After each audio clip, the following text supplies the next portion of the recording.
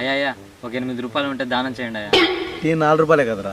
లేదయ్యా, నాకు నా గర్ల్ ఫ్రెండ్కి. బిచ్చగాడు కూడా గర్ల్ ఫ్రెండా? లేదయ్యా, గర్ల్ ఫ్రెండ్ వచ్చాకే బిచ్చగాండి అయ్యా. ఒక్కడ ఉంటే నీట్టు అడుక్కుంటుండు, ఇంకా మన నలుగురు, మన పరిస్థితి ఏందో.